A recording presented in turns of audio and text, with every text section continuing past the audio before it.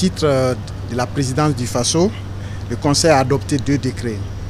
Le premier décret porte sur la création, l'organisation, les attributions, la composition et le fonctionnement d'une commission de régulation des dysfonctionnements, en abrégé CRD.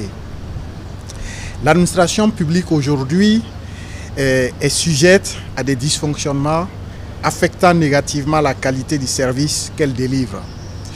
Ces dysfonctionnements ont un lien étroit avec les comportements non éthiques ou non professionnels de certains supérieurs hiérarchiques d'agents publics, car ils laissent libre cours à des fautes professionnelles non sanctionnées, des sanctions disciplinaires non appliquées, des dénonciations non poursuivies, des recommandations non mises en œuvre, des instructions non mises en œuvre sans motif valable, de la violation des procédures et règles au détriment des usagers, des implications, des condamnations judiciaires non appliquées. L'engagement solennel du chef de l'État, le capitaine Ibrahim Traoré, le jeudi 11 juillet 2024 à Ouagadougou, à l'occasion d'échanges avec les forces vives de la nation, consistant à mettre un comité de régulation des dysfonctionnements dans chaque ministère et institution, s'inscrit dans la dynamique de remédier aux dits dysfonctionnements et de promouvoir la bonne gouvernance tel qu'il ressort de l'article 2 de la charte de la transition modifiée.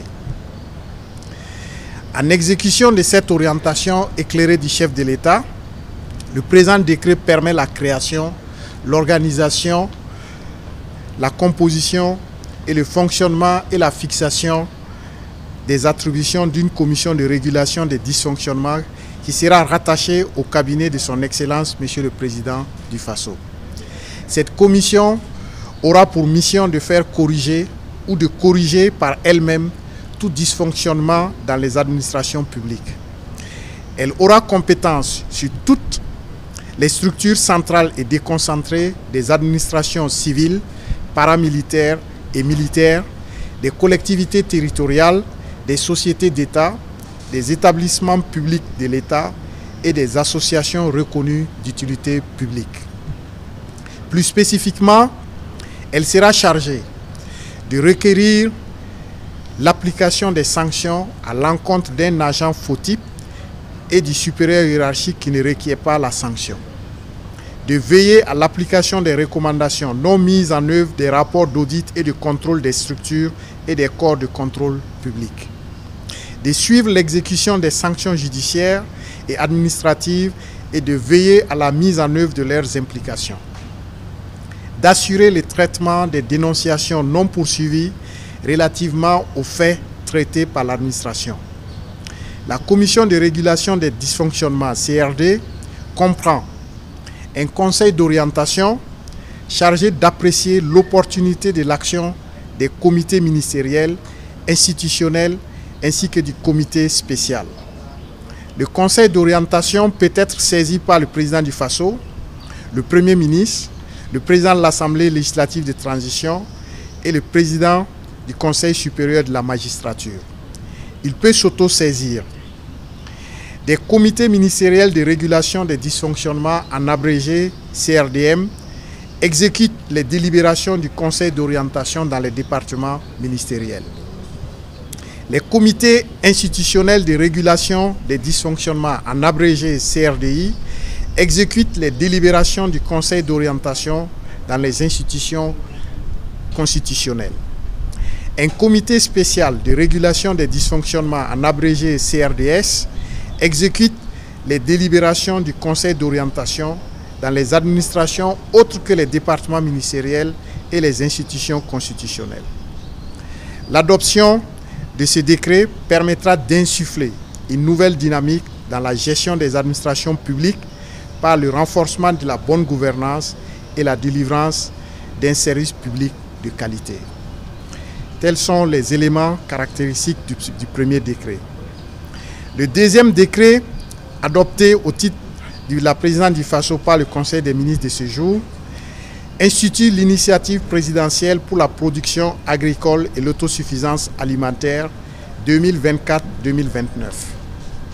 L'initiative présidentielle pour la production agricole et l'autosuffisance alimentaire 2024-2029 est proposée à la suite de celle de 2023-2024.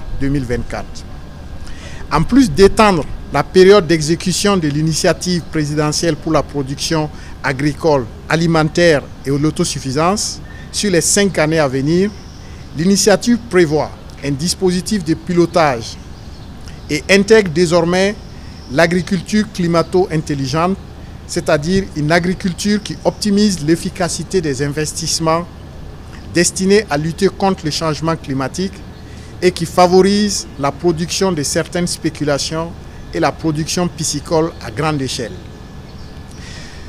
Tout comme l'initiative 2023-2024, elle sera logée au Bureau national des grands projets du Burkina Faso. Elle sera exécutée à travers 4 composantes que sont: composante 1, la mise en place d'une agriculture climato-intelligente sur 5000 hectares en lien avec l'adaptation et l'atténuation du changement climatique. La composante 2, quant à elle, porte sur l'initiative d'urgence pour l'intensification de la production du riz, du blé et des produits maraîchers au Burkina Faso sur 16 000 hectares. La composante 3 s'articule autour du programme alimentaire militaire du Burkina Faso sur 6 750 hectares.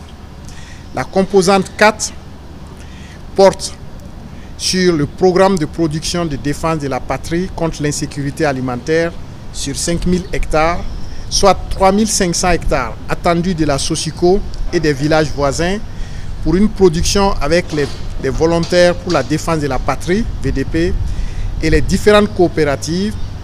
Et enfin, 1500 hectares de production avec la Chambre nationale d'agriculture. La mise en œuvre de l'initiative nécessitera la mobilisation de ressources financières durant les 5 prochaines années à hauteur de 120 893 950 000 francs CFA. L'adoption de ce second décret permettra d'assurer le bien-être des agriculteurs et la sécurité alimentaire au Burkina Faso.